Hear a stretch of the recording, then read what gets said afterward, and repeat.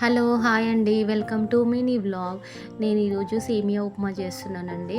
మీకు అందరికీ తెలిసిందే, కాకపోతే ఇది నేను వెజిటేబుల్స్ వేసి చేస్తున్నానండి. కాకపోతే టేస్టీగా, హెల్తీగా బాగుంటుంది, టేస్టీగా కూడా ఉంటుంది. సేమియా ఉప్మాలో కావాల్సినవన్నీ నేను కట్ చేశానండి, చూసారు కదా. అన్నీ 2 స్పూన్లు ఆయిల్ వేసి జీలకర్ర ఆవాలు అవి వేయాలండి. వేసిన తర్వాత ఉల్లిగడ్డలు, పచ్చిమిర్చి, నేను అల్లం వేస్తానండి.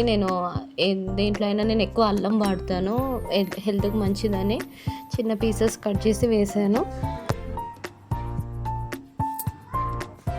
అల్లం ఇవన్నీ వేసిన తర్వాత బాగా కలపాలండి. స్టవ్ మీడియంలో పెట్టి కలపాలండి. ఒక 2-3 నిమిషాలు బాగా కలపాలండి. కలిపిన తర్వాత సరిపడా సాల్ట్ వేసుకోవాలండి.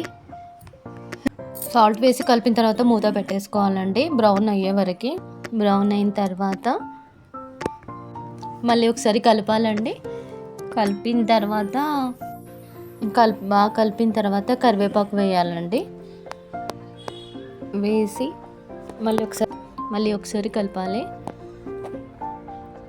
తర్వాత బీనీస్, ఆలుగడ్డ, క్యారెట్ ఇవన్నీ వేసి మళ్ళీ ఒకసారి కలపాలండి. క్యారెట్ ఇవన్నీ వేసిన తర్వాత మగ్గాలండి. కాసేపు మూత పెట్టేసేయాలి. 2 మినిట్స్ మూత పెట్టి తీసేయాలి.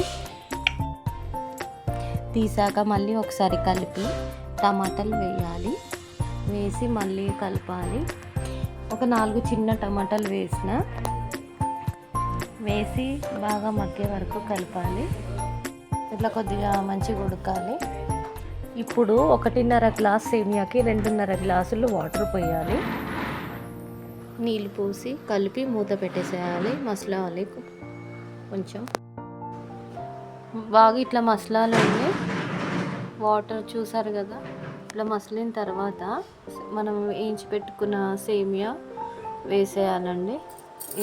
వేసి ఇట్లా మంచిగా కలపాలండి.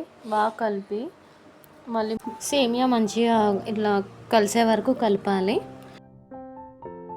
మూత తీసిన తర్వాత ఇట్లా మంచిగా ఉడుకుతుందండి. ఇట్లా టేస్టీ సేమియా ఉప్మా రెడీ అయింది. నేను టేస్ట్ చేసి ఎలా ఉందో చెప్తాను.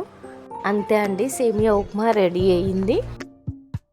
మీకు ఈ వీడియో నచ్చితే సబ్స్క్రైబ్ చేయండి, లైక్ చేయండి, కామెంట్ చేయండి.